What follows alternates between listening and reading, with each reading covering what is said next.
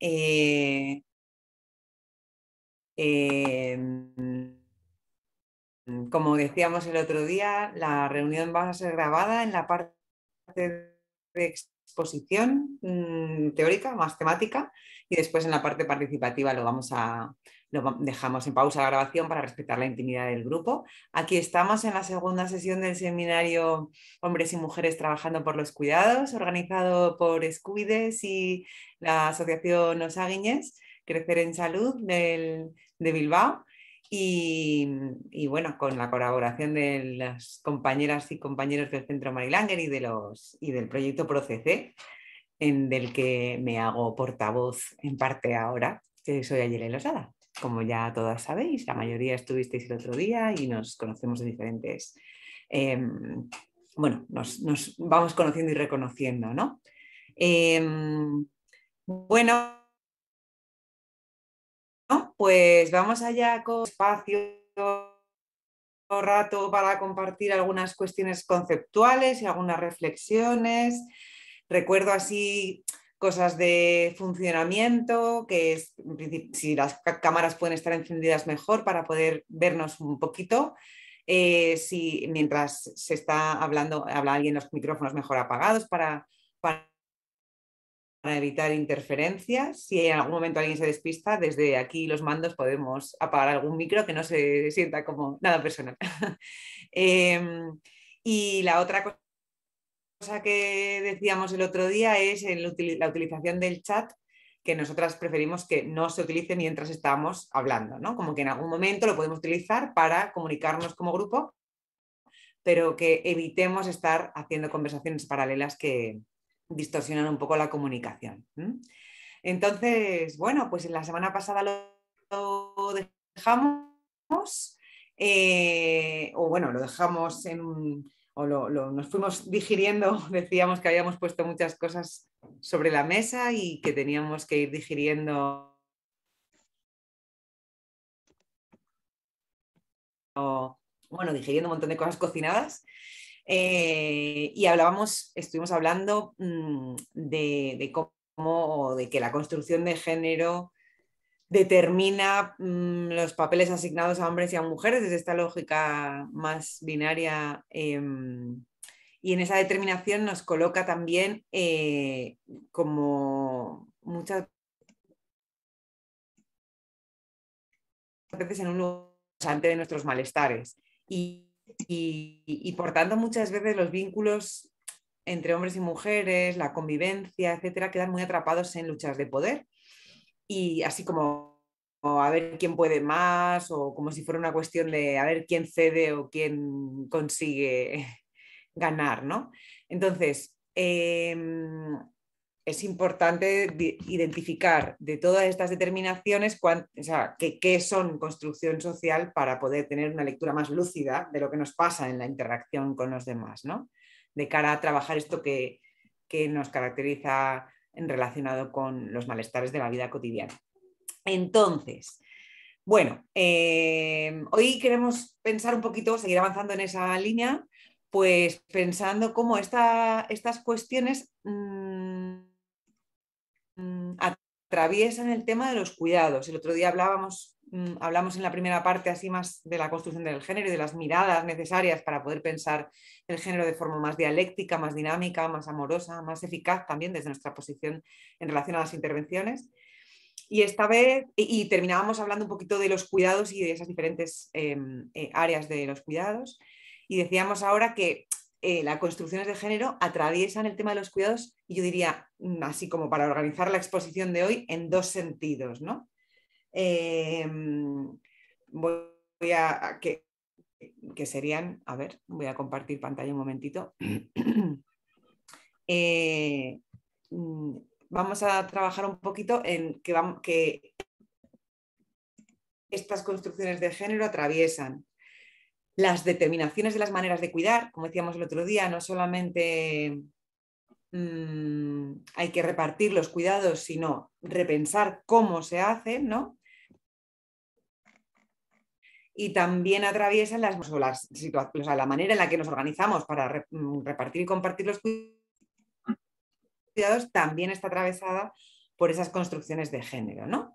Entonces, os recuerdo cómo la estructura de la tarde de hoy. Vamos a hacer una primera parte en la que yo hago una exposición, después hay un espacio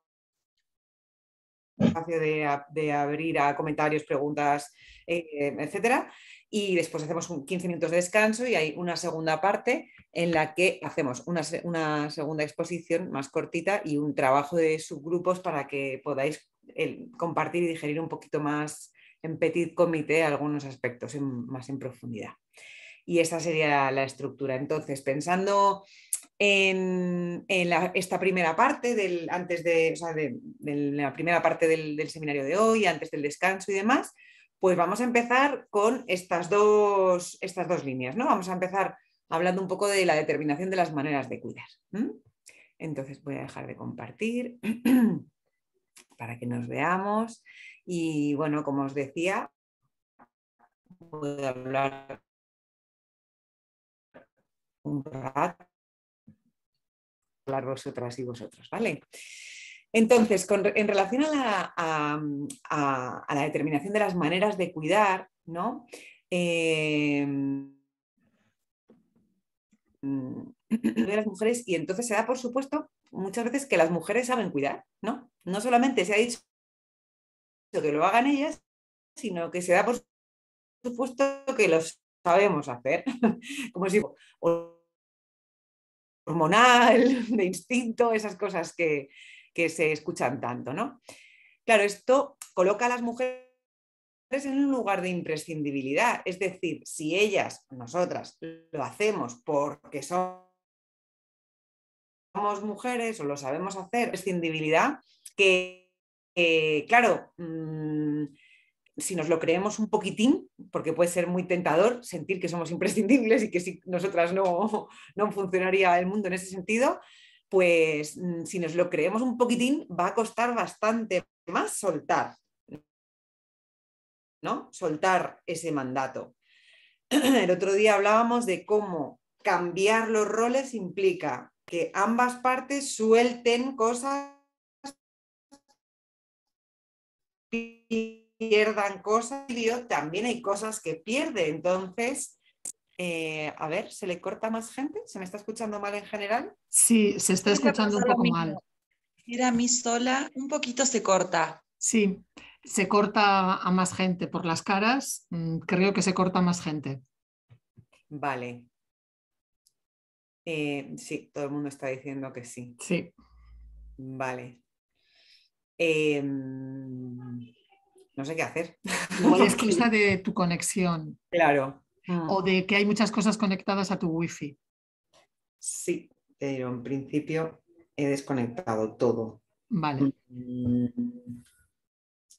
Voy a chequear un momentito, dadme 30 segundos. Vamos a parar la grabación un segundo para que esto Sí, no quede claro. y dadme una paciencia de...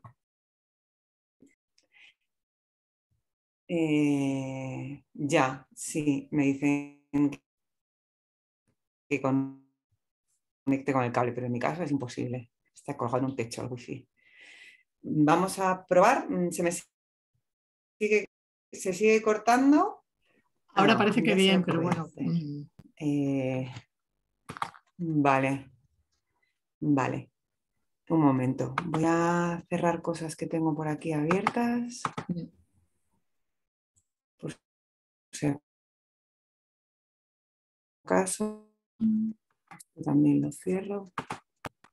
Vale, vamos a ver ahora. Bueno, ¿se me escucha ahora un poco mejor? Bueno, voy a hablar despacito. Entonces, decíamos que el otro día hablábamos de la importancia de que entender que para cambiar, para hacer cualquier cambio en la asignación de roles, hay que ponerse en la situación de que ambas partes tienen que dejar, soltar, y eso implica perder, aunque sea perder lo conocido, aunque sea soltar algo que te da alivio, pierdes algo conocido, pierdes algo que te da identidad o que te da un lugar de reconocimiento o que te da valor asignado desde lo social. Entonces hay que habilitar la posibilidad de elaborar lo que se deja lo que se suelta, lo que se pierde, y también de ir construyendo lo nuevo, lo que se gana, ¿no? Entonces, cuando lo asignado a las mujeres en relación al cuidado está tan relacionado con la imprescindibilidad, que es muy tentador para, como en términos de autoestima y de valor, ¿no? De darnos ese lugar de reconocimiento, soltarlo va a ser más difícil si queda tan pegado a que las mujeres sabemos hacerlo por casi una cuestión de esencialismo, ¿no? Entonces, es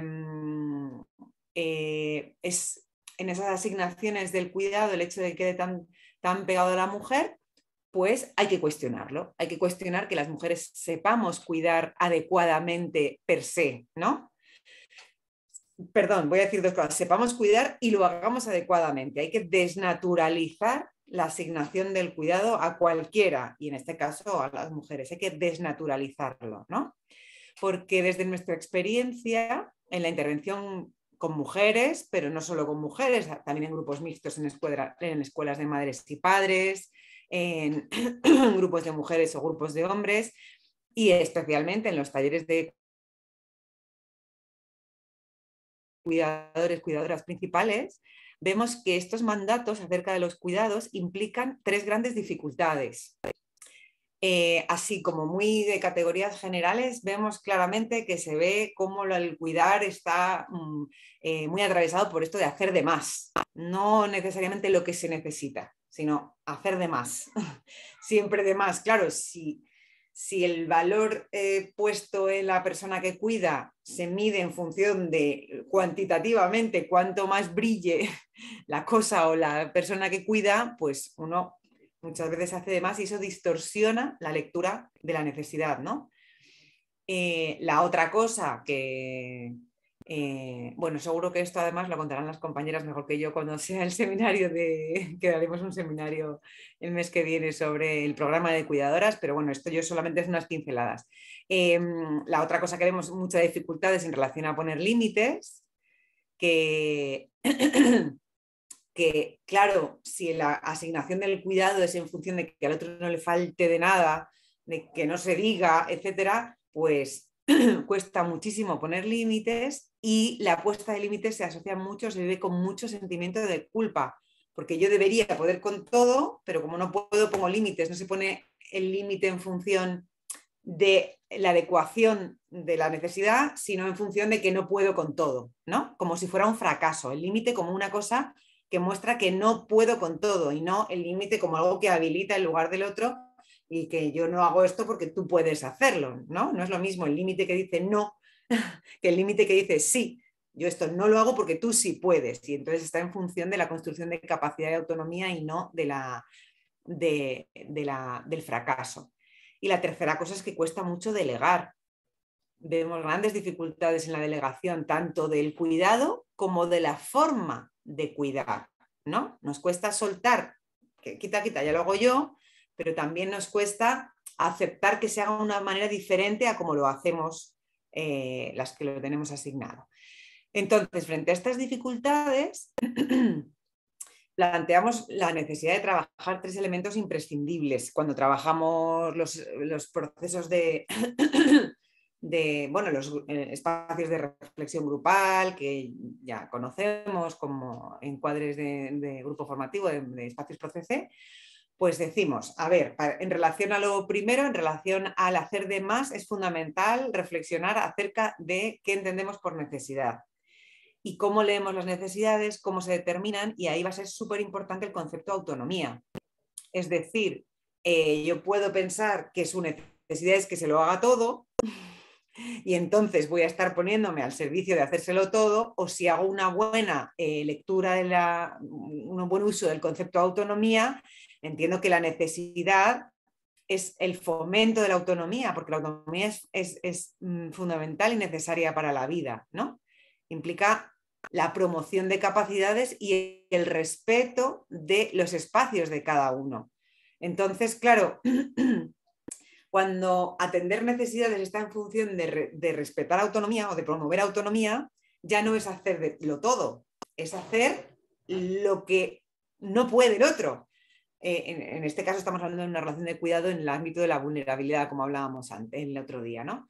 Pero también se da esto muchas veces en el ámbito de la interdependencia, cuando estamos en relaciones de paridad, que no hay una relación de dependencia, y sin embargo muchas veces hacemos cosas que creemos que necesita el otro, dando por supuesto que yo sé identificar lo que el otro necesita, y entonces yo lo hice con buenas intenciones, pero ¿quién te dijo? Pero entonces tú me dijiste, y todos estos líos en los que nos enganchamos, ¿no? Entonces el concepto de autonomía va a ser fundamental para poder trabajar esto de no hacer de más, porque uno no hace de más porque sea tonta, ¿no? O sea, uno hace de más porque ese de más es el que está construido como mandato de lo que debería ser.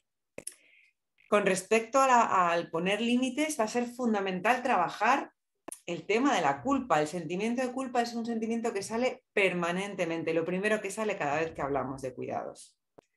Cuando hablamos de cuidados, de vínculos, de límites, etcétera, es culpa por exceso, culpa por defecto, porque lo hago mal, me siento culpable, si no lo hago me siento culpable, si decido no hacerlo me siento culpable. O sea, el sentimiento de culpa es algo que aparece mucho y especialmente cuando se ponen límites. El concepto de límite sabemos que está muy distorsionado, que se asocia muchísimo más con el castigo, con la consecuencia del ya no puedo más. Y entonces exploto, entonces te digo, ya está bien, hasta aquí, mira, ahora me voy, te quedas ahí, me voy con mis amigas. Y claro que se vive con culpa porque es tras una explosión, tras lo que se dice llegar al límite, ¿no? Entonces, si uno deja claro el límite, no hace falta llegar al límite para explotar, ¿no? Y por eso en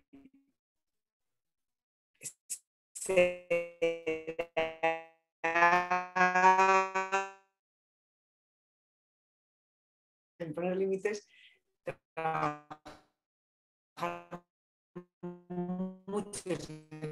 Hay problema de audición. Se vuelve a cortar.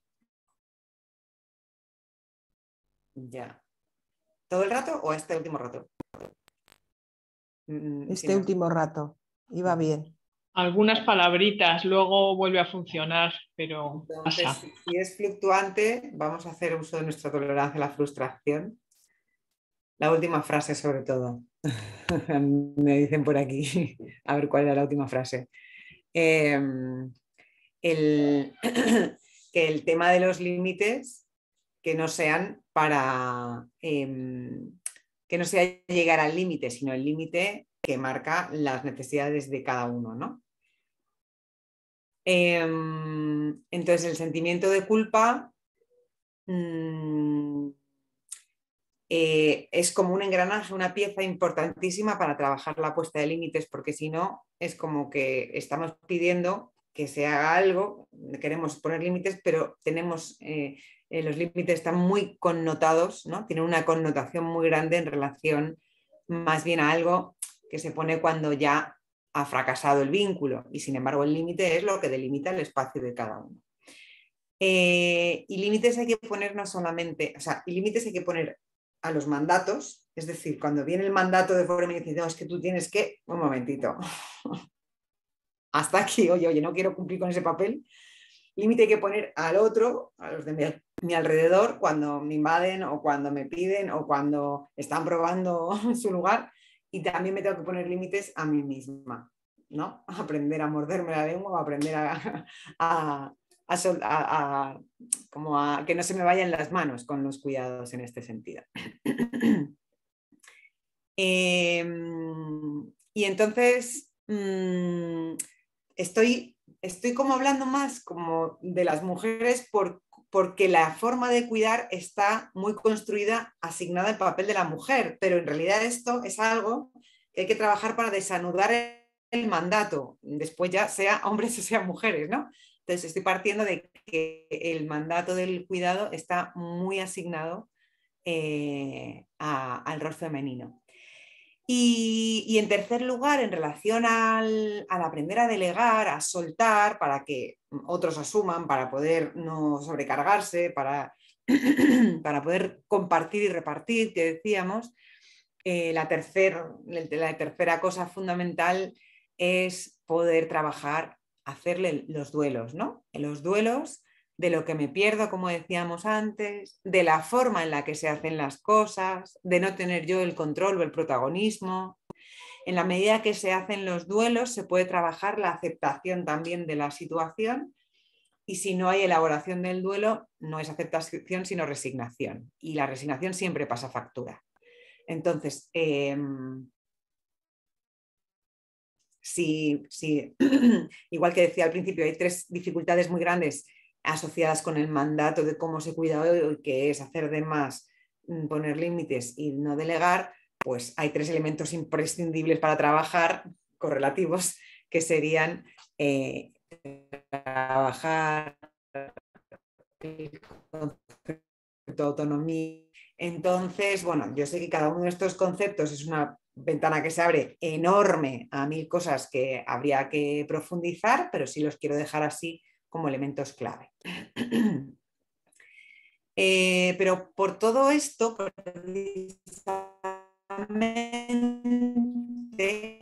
¿no? Ayelen, ahora empieza a haber otra vez problema. Cuestión de repartir. Vale.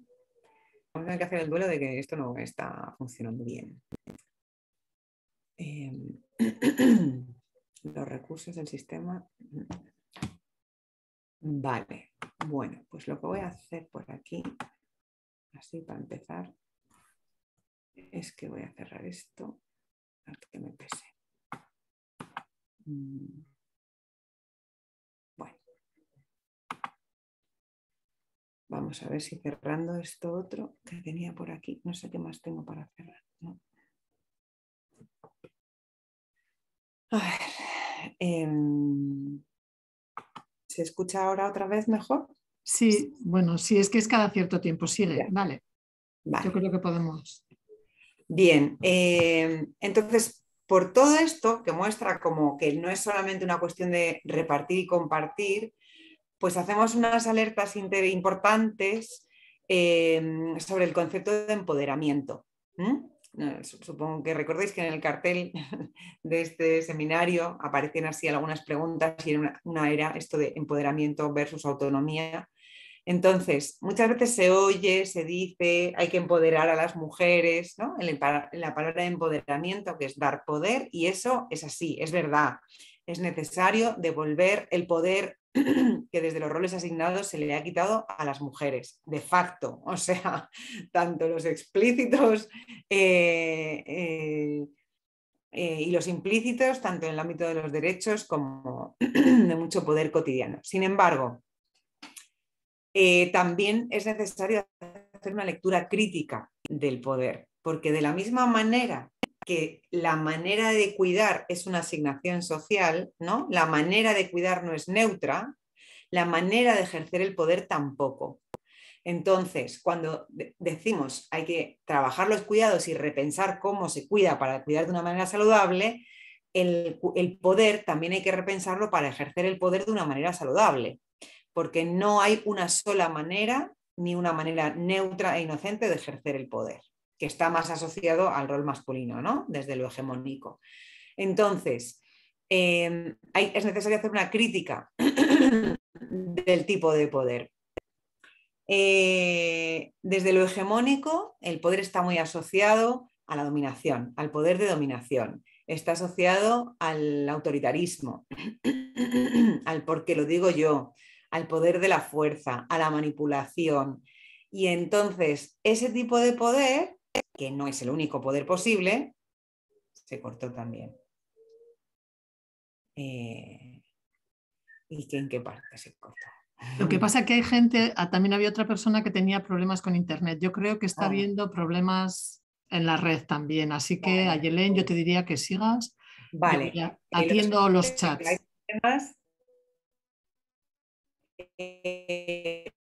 Podéis probar a apagar la cámara porque esto puede ayudar a vuestro ancho de banda, ¿vale? Si entre todos un poquito.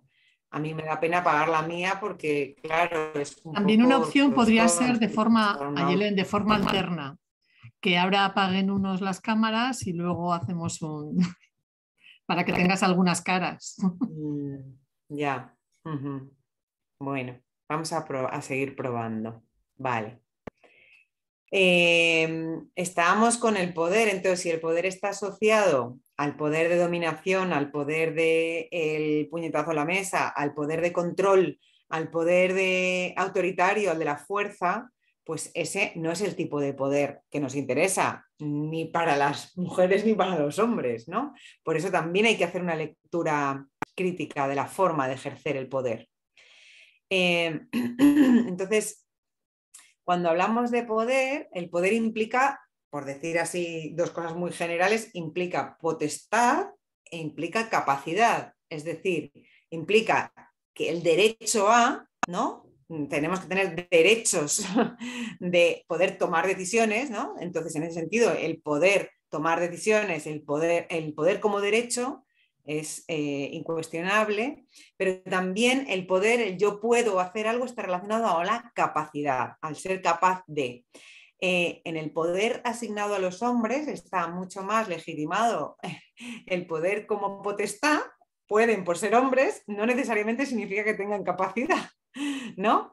Pero a la inversa también es importante que no por recuperar la potestad ya tenemos la capacidad, ¿no?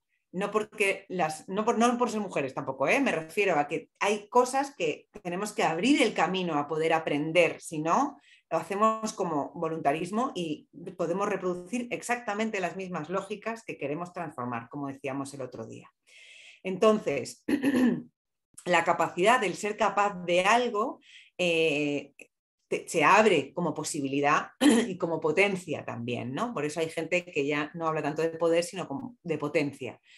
Entonces, desde el proceso, por supuesto, reivindicamos la igualdad de derechos, ¿no? Pero también habilitar la posibilidad de construcción de capacidades, en unos y en otras. Y entonces le damos mucha importancia de nuevo al concepto de autonomía. La autonomía ya no es solamente pensando en relación a la lectura de necesidades, sino a la promoción de la capacidad de autodeterminación y de discernimiento, de lectura crítica,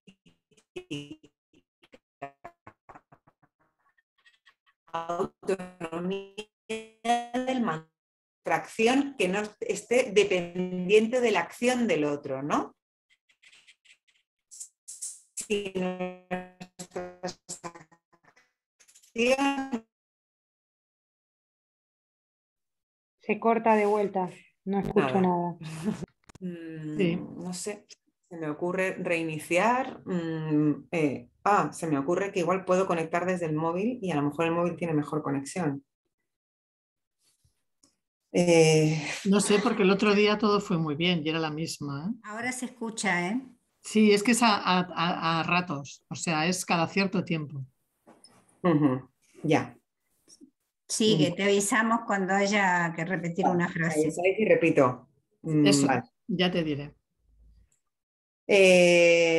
Bueno, entonces, como que frente al concepto de empoderamiento, que es dar poder, decimos, tiene que ir de la mano sí o sí de construir autonomía, porque si yo doy un poder, que en cualquier caso es construir autonomía en ambas partes, no estoy hablando de que las mujeres los hombres puedan seguir usando ese poder y nosotras no, me refiero a como proceso de construcción social y de construir una sociedad más saludable, más igualitaria, más justa, es necesario que podamos cuestionar también el mandato o el ejercicio del poder y que desde ese lugar trabajemos la autonomía. Y aquí traigo el concepto de autonomía de Cornelius Castoriadis, ¿no? Entender autonomía como una capacidad de discernimiento, de lectura lúcida que implique tener capacidad reflexiva de uno mismo, de entender que lo que me pasa, porque si no entiendo lo que me pasa o explico lo que me pasa en función de lo que le pasa al otro, puedo seguir usando tendencia. También la primera cosa es capacidad reflexiva de sí mismo, de sí misma, de una misma. La segunda característica que dice Castoriadis en relación a la autonomía es la capacidad reflexiva del mundo, entender cómo se construyen y cómo se funcionan las lógicas del mundo. Y esto cuando uno entiende las lógicas, por ejemplo, patriarcales o capitalistas que hablábamos el otro día, ayuda mucho a ver dónde me coloco y dónde me posiciono, ¿no? La tercera característica del sujeto autónomo que habla Castoriadis es la capacidad del nosotros. Y aquí es muy interesante pensar quiénes son ese nosotros. Ese nosotros de un sujeto colectivo es un nosotras, un nosotras en contra de un otros, o es un nosotras tres tros conjunto que tenemos que asumir las contradicciones del conjunto y de cómo se determinan los géneros, ¿no? Y en cuarto lugar, la capacidad instituyente, la capacidad de imaginar lo que no es y nunca fue, de crear una alternativa, porque si no hay capacidad instituyente, los cambios están encaminados a reproducir lo conocido. Entonces, o hago una cosa o hago la contraria. Entonces, desde ahí, para nosotros es imprescindible trabajar esto de la construcción de la autonomía en mujeres y en hombres y generar y sostener espacios amorosos de aprendizaje, como de poder trabajar las dificultades, las contradicciones y el proceso de aprendizaje, que todo aprendizaje requiere un proceso y además, en este caso, requiere mucho desaprendizaje. Entonces, para poder desaprender lo asignado y aprender lo nuevo y además construyendo lo nuevo, es muy importante poder favorecer estos espacios amorosos de aprendizaje. Por eso decíamos el otro día, como en los espacios de encuentro, los espacios mixtos, que entendamos lo que nos pasa a cada parte en todo este proceso del crecer colectivo, ¿no? Y bueno, por eso esta dialéctica o esta reflexión en torno a empoderamiento y autonomía, claro, sí, sí al empoderamiento, pero que me gusta contar una anécdota de una vez vi en mi barrio se ha vuelto a cortar, ¿no? Una pintada en un muro, en un mural, ¿no? Y ponía así, soez, lo voy a decir.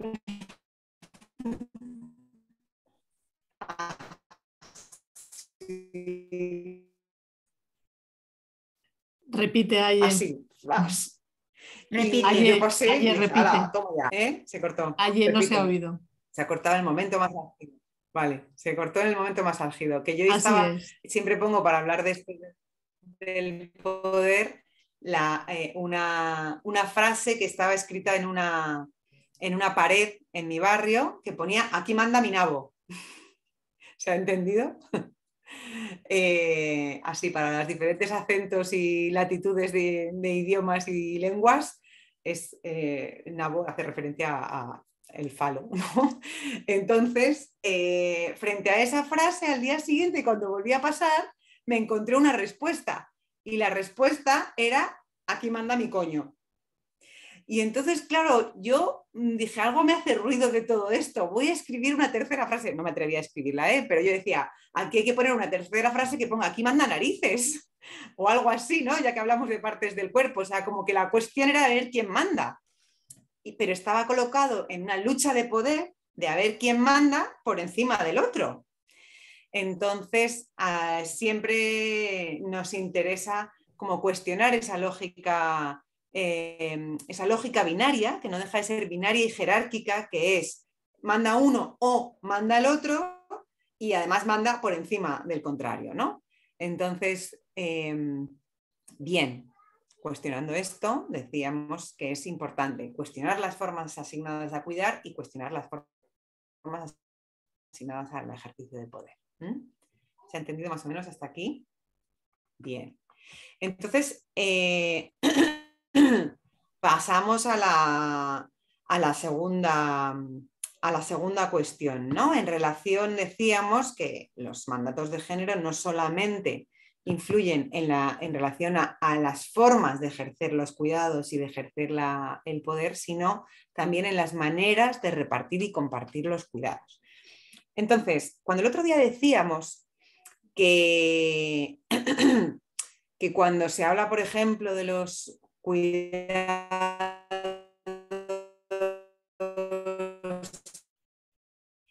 y que a Ayelén, veces los perdona. medios se convierten en fines. Dime, fatal. Ahora, sigue. Fatal. Sigo.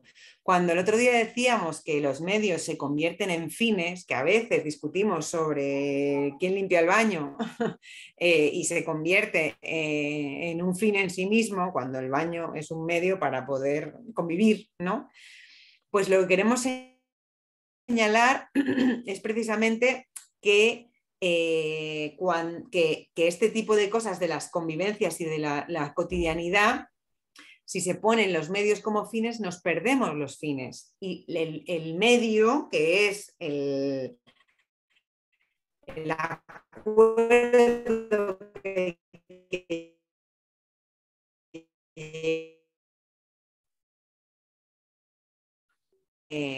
se pone en juego que van más allá de limpiar el baño. Y ahí es muy importante decodificar y no quedarse enganchado en ese plano, porque si no es a ver quién es más fuerte. Es la lógica que queremos interpelar cuando hablamos de la elaboración de los conflictos. Entonces, es en este punto en el que es necesario diferenciar conflicto de enfrentamiento. ¿Sí? Entonces, para pensar un poquito sobre esto del conflicto y el enfrentamiento, pensemos en qué se entiende por conflicto. Cuando hablamos de conflicto, ¿qué se nos viene a la cabeza? Y aquí es donde yo os digo, palabras que se nos vienen a la cabeza cuando escuchamos conflicto. Sí, en la vida cotidiana, porque los conflictos, tengo un conflicto. ¿Qué se nos viene a la cabeza? Por favor, podéis hacer lluvia de ideas en el chat, lo que se os venga a la cabeza. Situaciones a resolver. Bien. Peleas. Muy bien.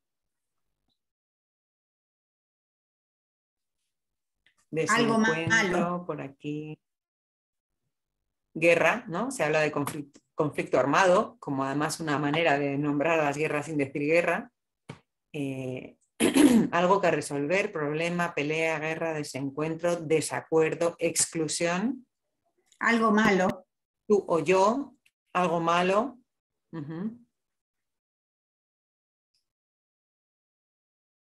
Sí, ¿no?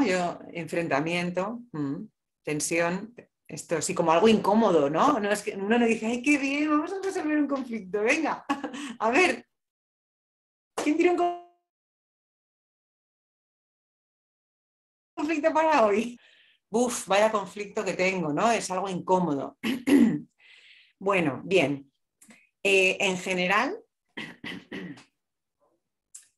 va a tener una connotación negativa el conflicto. Uno no está diciendo ahí, a ver cuántos conflictos me encuentro hoy por el campo, como si fuera a recoger flores, ¿no? Entonces, tiene una connotación negativa, discusión, como algo como...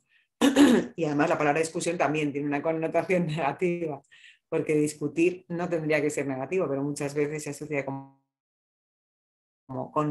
pelea también. Tenemos esa connotación ya frente a un conflicto de una predisposición negativa. Ya es como, a ver, con una predisposición que no siempre es la más amorosa, ¿no? Para un conflicto.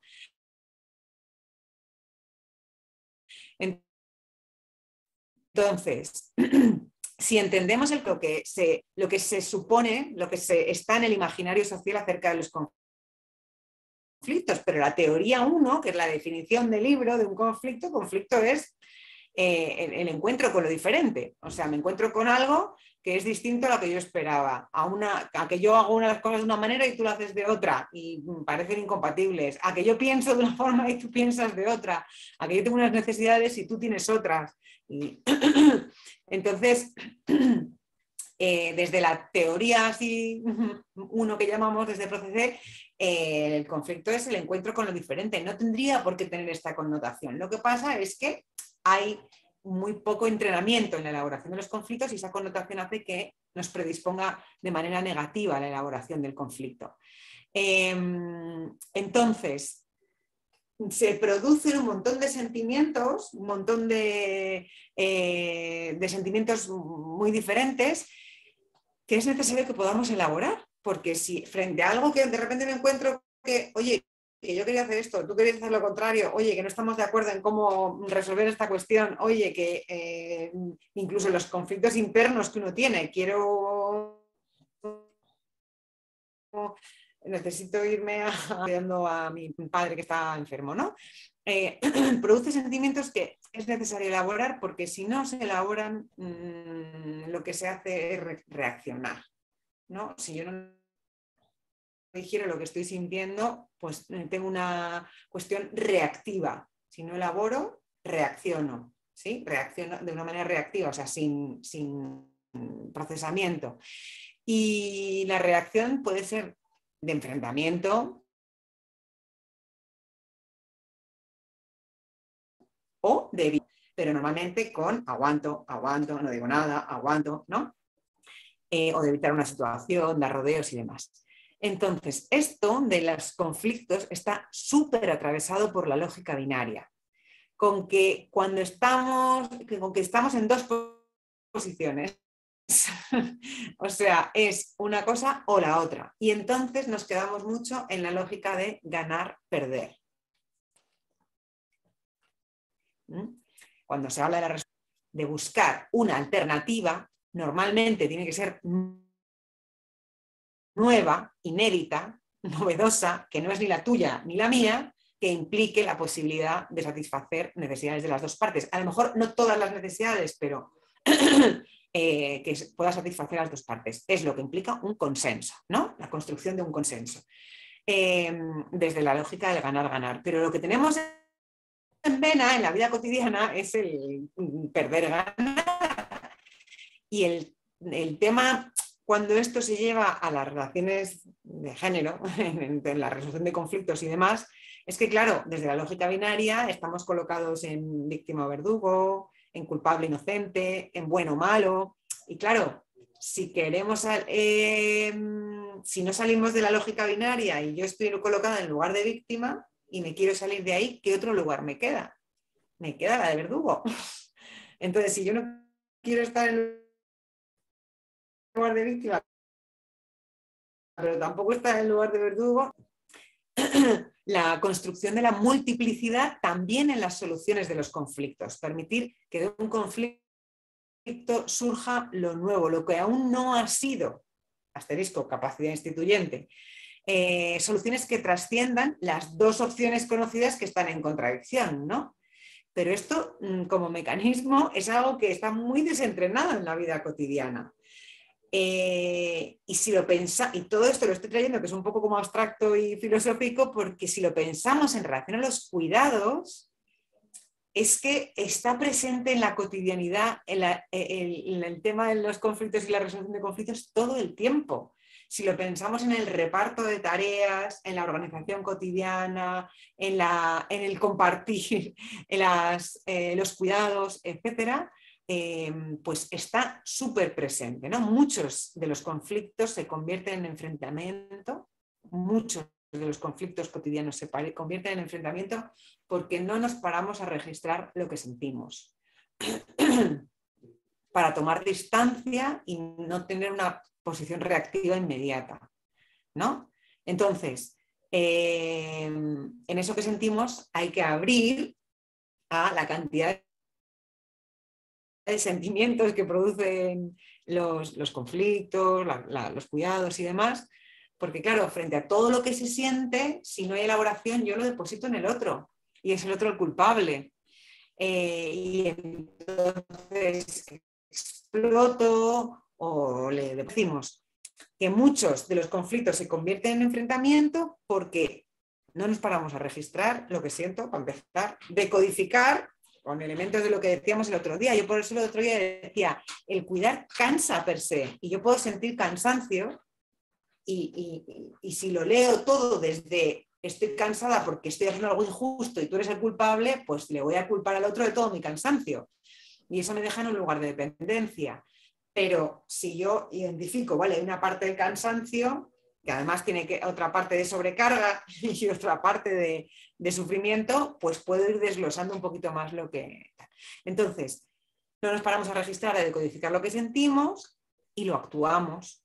Lo actuamos, el cansancio, el enfado y demás, y no nos paramos ni a escuchar y comprender lo que siente el otro, tampoco, y entonces reaccionamos o pasamos por alto lo que siente el otro. No nos damos cuenta de que al otro le están pasando cosas porque tampoco nos paramos a pensar o a registrar lo que le pasa al otro. Esto en la vida cotidiana, cuando estamos atrapados en la normalidad supuesta salud, con las prisas, con las vorágines, etcétera, es algo que está muy presente, ¿no? Pero como conceptualmente sí dejar importante como la diferencia, aunque sea así todavía un ejercicio muy racional, entre conflicto y enfrentamiento. Como que no todos los conflictos tienen que llevar a un enfrentamiento y no es el enfrentamiento la única manera de resolver un conflicto, ¿no? Esto ya lo sabemos de la teoría, pero a mí me interesa que lo podamos pensar aplicado a la cotidianidad.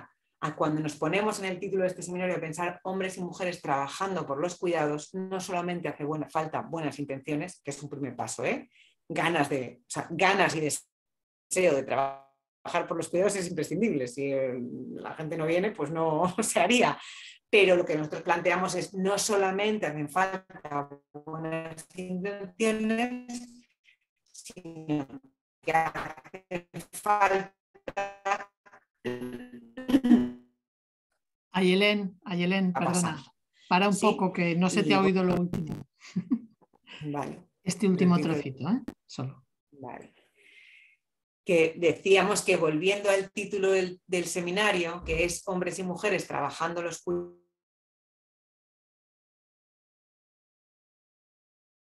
cuidados, no la intención y el deseo de hacerlo juntos es imprescindible. O sea, si no hay ganas, no hay motor, no hay inicio. Sin embargo, muchas veces hay ganas y lo que nos encontramos en muchos espacios en los que se trabaja en los cuidados y demás es que hay muy buenas intenciones, pero todavía estamos muy atrapados y atrapadas en estos mandatos o en estas contradicciones. Entonces, por eso nosotras planteamos la necesidad de poder tener herramientas y elementos que nos ayuden vale, cuando nos juntamos a trabajar por los cuidados, ¿qué tenemos que tener en cuenta?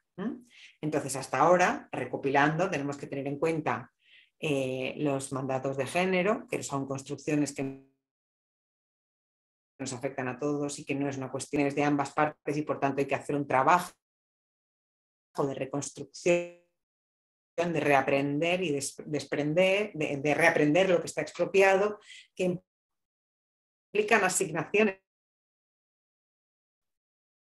que dan unos lugares de trabajo, implican unos mandatos de cómo se cuida y cómo se ejerce el poder que hay que cuestionar haciendo una lectura crítica y que implica un trabajo, el trabajo de los cuidados, un trabajo específico de sostenimiento de la vida que es muy importante, muy básico, pero que también está invisibilizado.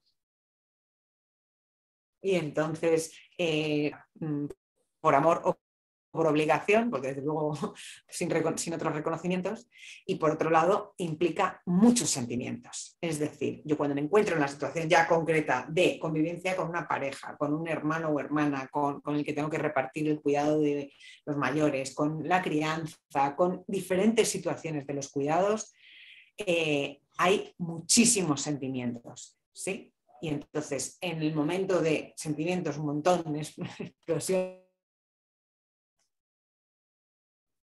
contradictorios, intensos, aunque para poder pensar todo esto es más probable que reacciono, ¿no? La reacción sin meditación.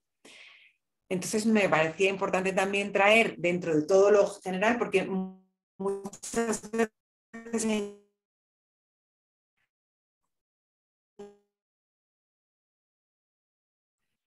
Ayelén está viendo problemas.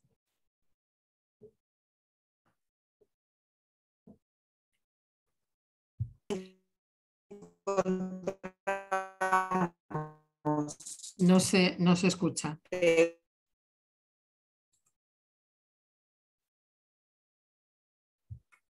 No sé qué hacer. Pues no sé Eh, si yo creo que igual hacer no sé, o el descanso y volver a conectar. Yo creo que aguanta un poquito porque se interrumpe, pero enseguida viene, termina, a mí me parece mejor. Ya, lo que pasa es que ahora lleva un ratito, ¿eh? A ver, sigue allí, a ver. Espera, un momento, que voy a conectar a través del... Voy a conectar a través del móvil a ver si funciona mejor. Un momentito, por favor. A ver, vamos a ver si... A ver, ¿me escucháis ahora mejor? Sí, Sí, ahora te escuchamos, sigue. Venga, sigo entonces. yo creo que puedes empezar por recapitulando. Pero no recapitulando todo, sino desde, o sea, cuando has dicho aplicarlo a la cotidianidad y tal, recapitulando los mandatos de género, pero Sí, como que estaba yo diciendo, recapitulando desde el anterior seminario, que muchas veces nos encontramos, ¿se oye? Sí, Sí. sí, Sí, Muchas veces nos encontramos con lecturas teóricas muy generales y abstractas que no trabajan la contradicción cotidiana, o talleres muy de dar abrazos y besos y conectarnos con la energía del otro, pero que quedan disociados de algunas cosas más estructurales. Entonces, a nosotros nos interesa ver cómo podemos tejer puentes en eso. Y por eso, desde lecturas más generales que venimos trabajando desde el otro día, a lo concreto que es en el momento cotidiano, cotidianísimo, momento de emoción, ¿no? De que vienen los sentimientos, explosión de sentimientos. Y ahí tener elementos para poder comprender y decodificar las situaciones. Y por eso quería darle un ratito de mención especial a qué sentimientos y qué emociones suscita todo el tema de los cuidados. ¿Sí? Entonces yo quería como que abriéramos ahora y ahora sí, con mi micro abierto, pudiéramos compartir a ver qué sentimientos producen las diferentes situaciones de cuidado, pueden producir, ¿no? Hagamos una lluvia de ideas, comentarios, que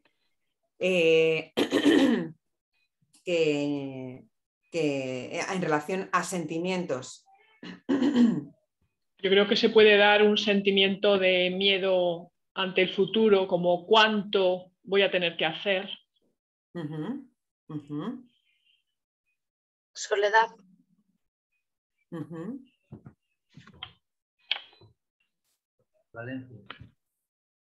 ¿Ambivalencia dice Chema? ¿Has dicho ambivalencia, Chema? Es que no se oye. Ambivalencia. Vale, muy bien. ¿Quién más ha dicho algo? Cansancio. Cansancio. Uh-huh. Frustración. Uh-huh. Vamos poniéndole un poquito de apellido. Podemos decir frustración, ¿por qué? Por sentirse incomprendido. Incomprendida la persona que cuida, porque está haciendo de más o porque está cansada. Uh-huh. Resignación. Déjalo, lo hago yo. Uh-huh. Impotencia por pensar que no se puede hacer nada. Uh-huh. Y si no lo hago yo, no lo hace nadie. sentimientos más innombrables, ¿no? Que a veces produce una situación de cuidado, ¿no? Sobre todo con, bueno, pues más relacionadas con el rechazo hacia la persona que cuidas, etcétera, etcétera. Rabia, odio. Rabia, exactamente. A veces, ¿no? Da mucha rabia, pero es que no solamente es la persona. Si esto cuando se trabaja con la vulnerabilidad, hay muchos sentimientos que son los que llamamos sentimientos innombrables, porque es muy impactante ver el deterioro o la enfermedad y demás. Pero no solamente las personas, o sea, ¿cuántas veces habremos limpiado el baño con una rabia de 3 pares de narices? Rabia y asco. Que, sí. que no podemos poner palabra. ¿El baño o estás limpiando? Es como, ¿por qué tengo que estar haciendo yo esto? ¿No? También una sensación de atrapamiento, ¿no? Ajá. de atrapamiento, ¿no? De sentirse en un bucle que no saben por dónde tirar, es decir, y en una rueda que cada vez se les va haciendo como más grande el pesar y se ven atrapados y no ven salida, ¿no? Ese atrapamiento muy grande a veces. Y el atrapamiento, así que me viene como la imagen de la rueda del hámster que da vueltas y vueltas y vueltas en esto de lo cotidiano, de decir, o sea, todos los días hay que hacer la cama, todos los días hay que hacer la comida, todos los días, varias veces al día, ¿no? Como los cuidados tienen esta cosa reiterada de una y otra vez, que puede ser, vamos, mucho hastío, ¿no? Sí, y eso conlleva una renuncia, la renuncia conlleva un sentimiento de culpa, de rabia, de tal. Toda la rueda esa de atrapamiento provoca muchos otros sentimientos.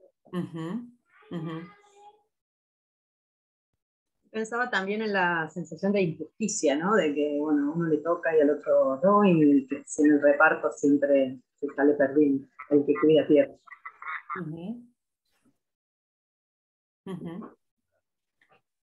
Bloqueo. ¿Bloqueo? ¿De qué? A ver, de quedarse así como paralizado, ¿a qué te refieres? Sí, bloqueo porque la impotencia te paraliza, te dificulta, te confunde, te dificulta saber qué estás haciendo bien, qué estás haciendo mal.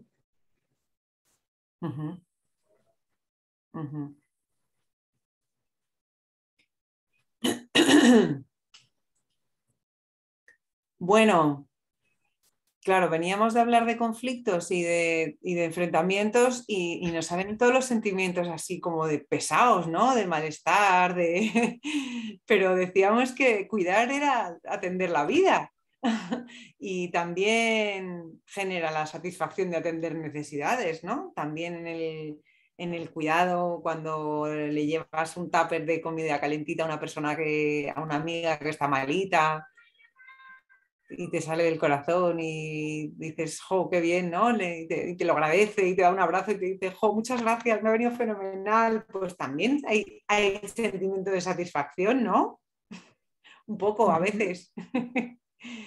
O cuando uno ve la casa, no sé, en armonía y dices, jo, qué rico poder tener tiempo para los cuidados, como que el cuidado también cuando es con prisa no es lo mismo que cuando es con tiempo, no es lo mismo cuando lo tienes que hacer sacándole el tiempo a tu propio descanso que cuando está integrado en la vida, cuando se hace solo y cuando se hace acompañado.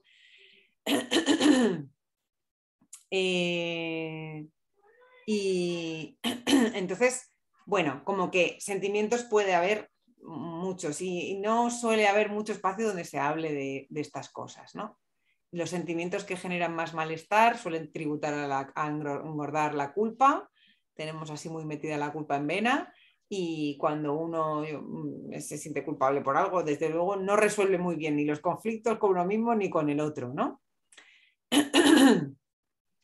Entonces, pensemos un poquito cómo influyen cuando cada uno lleva su mochila y sus cosas de todos esos sentimientos en cómo trabajar conjuntamente por los cuidados. Pensemos cómo se pone esto en el vínculo, en esos hombres y mujeres trabajando por los cuidados. Reproche.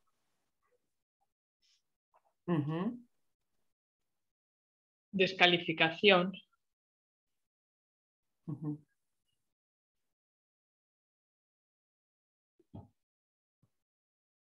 Si a alguien se le ocurre hacer algún ejemplito cotidiano, de alguna anécdota, algún ejemplo que podamos así comentar. Incomprensión por uno mismo y por otros, dice Inma.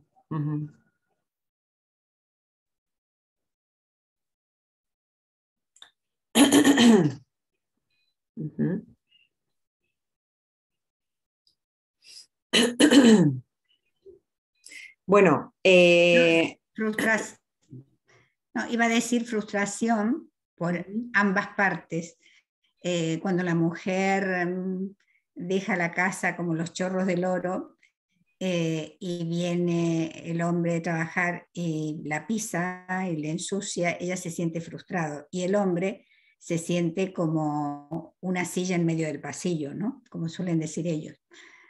como inadecuado, que como no tiene dónde colgar su abrigo, es como que todo está tan colocadito. Y en esas situaciones queda muy pegado la acción de la emoción. Quiero decir, si me pisas el suelo fregado es que no me quieres, ¿no? Entonces se queda muy, muy, muy pegada en el vínculo esto de poner los medios en lugar de los fines. Y por eso nos parece muy importante despegarlo y poderlo trabajar, porque detrás de un sentimiento de injusticia, o sea, detrás de un enfado mientras estoy limpiando el baño, hay un sentimiento de injusticia que es necesario ser compartido y elaborado y trabajado conjuntamente. Y después habrá que ver cuánto de objetivo, subjetivo, lo que sea, pero hay un sentimiento de injusticia que si no lo podemos decir, o si cuando se dice se juzga, se clausura la posibilidad de transformarlo. Y detrás, muchas veces, de una dificultad de asumir o del escaqueo, está el miedo a no ser capaz, a no saber cómo hacerlo. Entonces es necesario poder abrir esos telones, poder abrir el telón de lo que hay detrás de lo más inmediato, del acuerdo o desacuerdo, del es que tú eres un pasota o es que tú eres una obsesiva, para poder trascender eso y poder encontrar lo que el otro también necesita y poder trabajarlo conjuntamente, ¿no? Y digo conjuntamente, no necesariamente para ser eternamente comprensivo, quiero decir, para comprender mejor, pero también para poner mejor límite, porque no es lo mismo, te pongo un límite y pues esto no lo hago ya nunca más, que decir, mira, cuando te pones así, yo no quiero entrar en esto, así que no me voy a encargar de esto, pero no como castigo. El límite como marcar el espacio de cada uno, pero no como castigo, que es pues a partir de ahora te cocinas tú. Eso es un castigo, no es un límite, ¿no? Que puede a veces operar como límite cuando uno lo ha hecho de más, pero que no deja de ser una cosa reactiva. Entonces, por eso, todo lo que tenga que ver con poder trabajar desde la autonomía, que no sea la reacción ante lo que hace el otro, sino que frente a lo que hace el otro, yo también me percibo, me vivo, me siento y tomo las decisiones sin quedarme solamente a la espera de la acción o reacción del otro, ¿no? Desde ahí es de donde hablamos de la autonomía. Estos serán así primeros elementos de esta parte. Que no sé, y ahora abrimos comentarios. ¿Qué os suscita? ¿Qué os sugiere? ¿Se está escuchando mejor desde el cambio de la conexión? Sí. Bien. Ay. Entonces tenemos un ratito así para comentarios, preguntas, con qué lo asociáis. ¿Alguien quiere decir algo? Igual esta parte podemos darle pausa a la grabación para respetar un poquito así más la intimidad del grupo, Ana. Bueno, pues nada, con así este pequeño descansito. En esta segunda parte,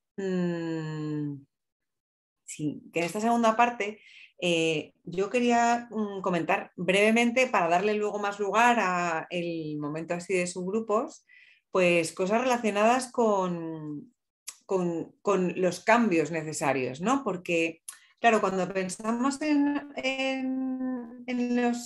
este espacio, que era un seminario, imaginábamos este espacio como algo más teórico, los talleres presenciales que se están haciendo en Bilbao como un espacio más práctico, más experimental, ¿no? Más vivencial. Entonces yo, claro, como intentando jugar con que sea entre teórico, pero a su vez queríamos que fuera también con algunas cosas prácticas, pero a su vez es online y a su vez es un grupo muy grande. O sea que, bueno, vamos a tomar algunos elementos. Claro, estamos combinando mucho lo general y lo particular, lo estructural con lo cotidiano, ¿no? Entonces, teniendo en cuenta que todo esto de los cuidados encierra mucha profundidad, que además es un engranaje muy importante en el sistema en el que vivimos, ¿no? Porque una de las cosas que... Ay, perdón. Una de las cosas que decíamos el otro día como cuestión así del sistema es como el trabajo de cuidados es una pieza fundamental y sobre todo es fundamental que esté invisible. Por eso al capitalismo ya le empieza a importar, no le importa mucho quién lo haga, si hombres o mujeres, sino mientras siga siendo invisible es la siguiente vuelta de tuerca, ¿no? Pero también es un engranaje muy importante para la propia vida. Entonces no se trata de tirar los cuidados por tierra y decir que entonces no se hagan o que se externalice todo, porque el propio acto de cuidar es vida, ¿no? No sé si alguien ha podido ver la película que os decía el otro día de la teoría sueca del amor, pero es muy fuerte. Es muy fuerte, sí, no sé, alguien... bueno, quien no la haya visto todavía, que como precisamente en Suecia, el ministro de ese momento, Olof Palme, plantea la teoría sueca del amor, ¿no? como una teoría que dice la gente tiene que, como una vuelta más de mejorar el estado de bienestar, porque en Suecia pues, es la apología del estado de bienestar, ya habían conseguido cierta estabilidad, pero se veía que hombres y mujeres todavía estaban estancados en esos roles y en cómo el tema de los cuidados atrapaba mucho, y entonces la teoría sueca del amor es que hay que conseguir un sistema en el cual la gente esté junta solo por amor, no por necesidad. Y entonces desarrollar todo un sistema de cobertura de servicios públicos para todos los trabajos de cuidados. Esto implica guarderías desde las 6 de la mañana y servicios de atención a los mayores increíbles y demás. Con ese sistema, al evaluarlo unas décadas después, lo que se vio es que es uno de los países que tiene mayores niveles de soledad y donde el individualismo ha sido brutal, ¿no? Entonces, cómo esa paradoja de poder resolver los cuidados te despoja de algo de la vida y es una vuelta de tuerca súper brutal. Entonces, muy interesante poder reflexionar sobre eso también. Entonces, digo, los cuidados son un engranaje del sistema capitalista, lo necesita invisible, pero también son un engranaje de la vida, o sea, es que encierran vida. Entonces no se resuelve quitándolos de la ecuación, ¿no? Por eso el reto es reinventar la fórmula.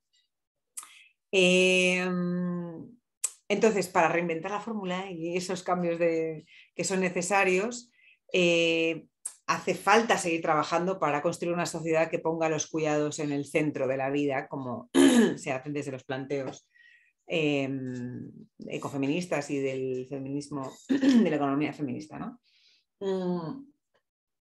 Poner los cuidados en el centro. Estos cambios, para ir construyendo en esa construcción, hace falta trabajar mucho, bastante, y en diferentes planos, muy importantes todos ellos.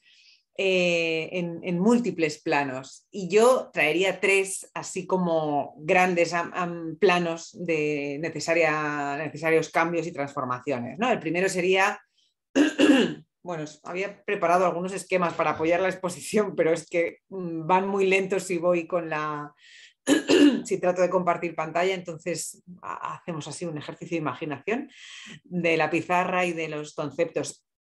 El primero sería hablar del plano de los cambios estructurales, ¿no? de las estructuras materiales, digamos, de cosas de funcionamiento. Entonces, a nivel de cambios estructurales estamos hablando de cambios institucionales, o sea, pensar en instituciones que estén al servicio de atender necesidades, desarrollar servicios públicos adecuados, necesarios para atender necesidades poblacionales, cambios legislativos, ¿no? Las leyes que aquí en España está la ley de dependencia, que fue un gran avance en su momento, creo que fue el 2008, hace ya 13 años,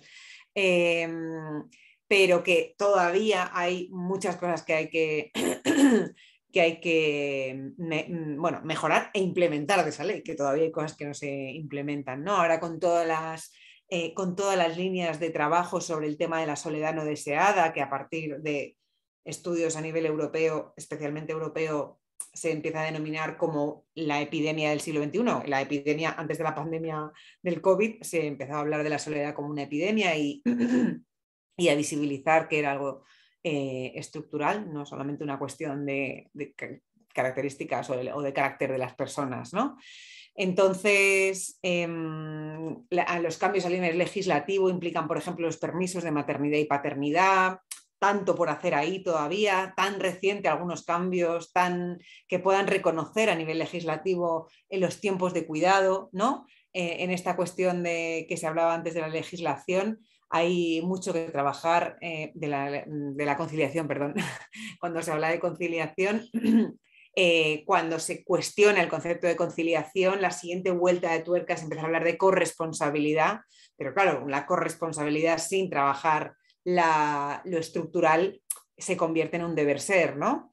Más puesto en la espalda individual que en una cuestión estructural. Entonces, para trabajar la corresponsabilidad hace falta hablar de jornadas laborales, hace falta hablar de desprecarización laboral, hace falta hablar de promoción comunitaria, de promoción de los desarrollos comunitarios que no pueden ser solamente de abajo arriba, sino que también desde lo legislativo y desde lo estructural hay que promover la creación del lazo comunitario y de estructuras comunitarias que no solamente dependan de las instituciones, ¿no?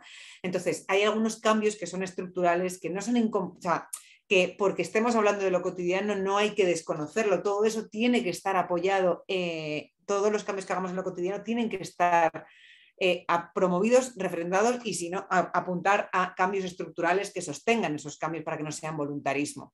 Entonces es importantísimo en los discursos no disociarlo para que no quede como a la pata coja, ¿no? Que no quede cojo por un lado.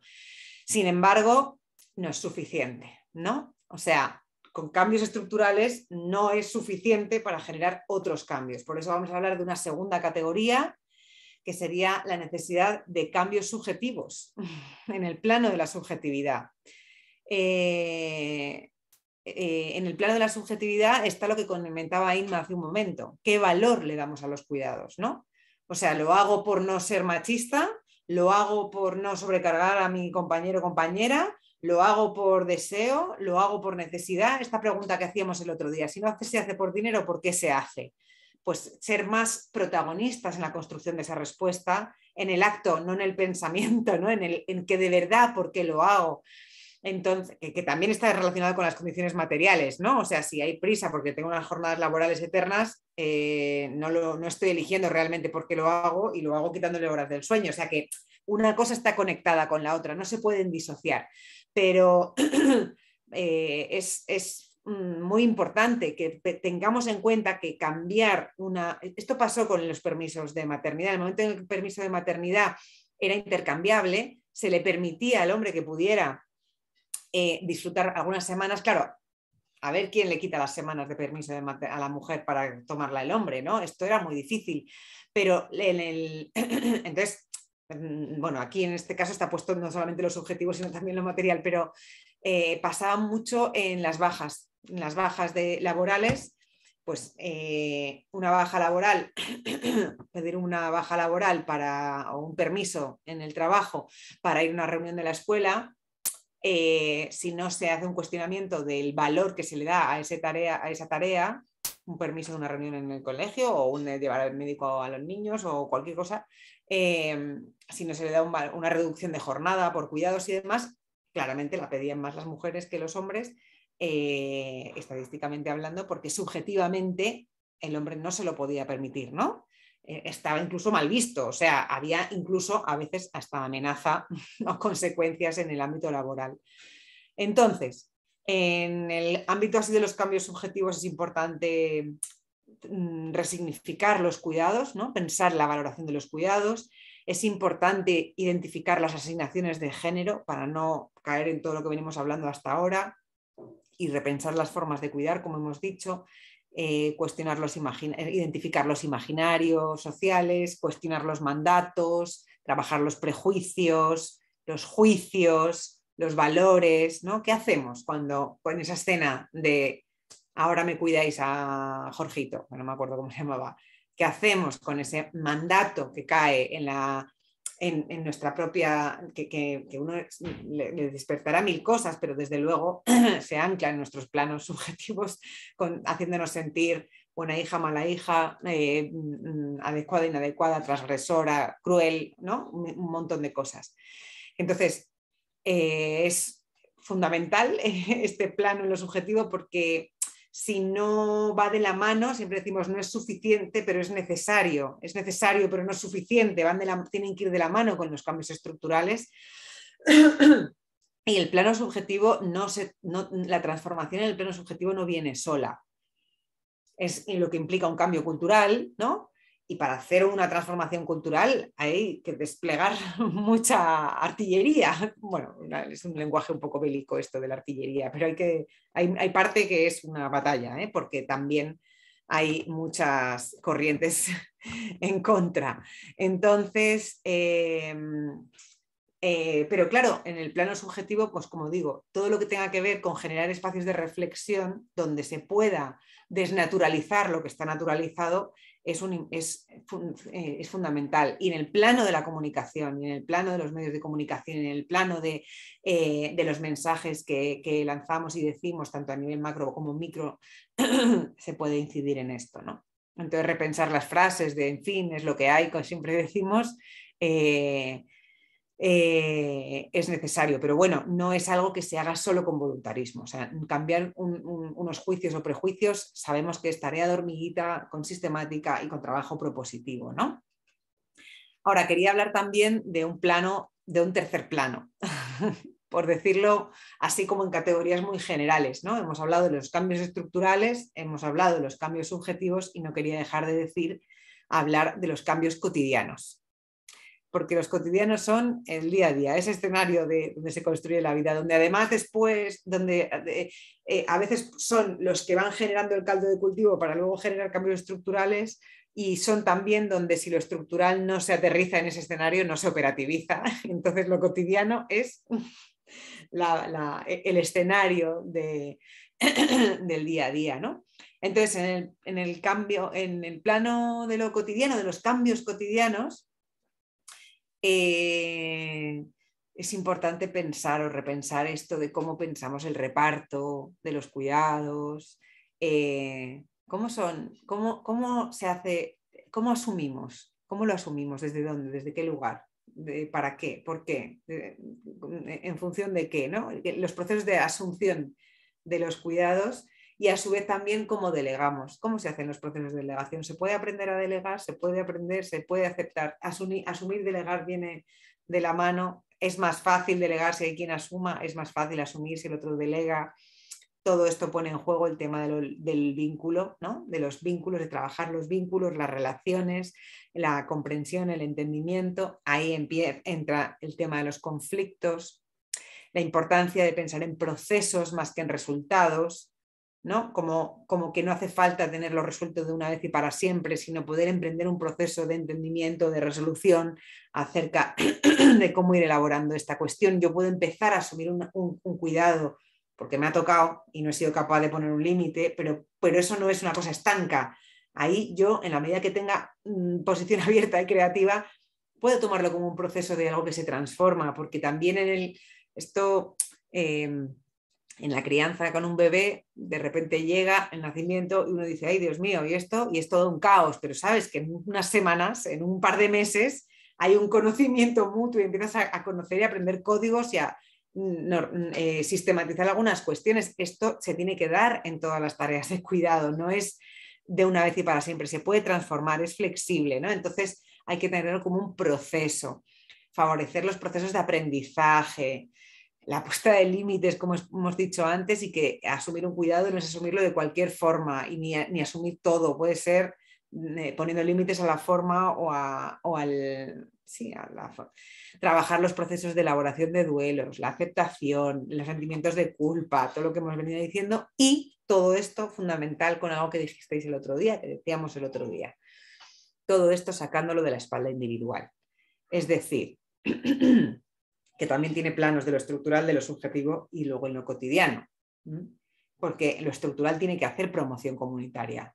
En lo subjetivo tenemos que ser capaces de que entre en nuestra cabeza la posibilidad de que los cuidados se colectivicen, ¿no? Y que podamos imaginar otras formas de cuidar. El otro día decíais el ejemplo este precioso de cómo pensar en los cuidados si uno decide no tener hijos. Pues es que esa misma pregunta se la tienen que hacer los que sí los tienen, porque no tenemos que depositar en los hijos el mandato de que nos cuiden, ¿no?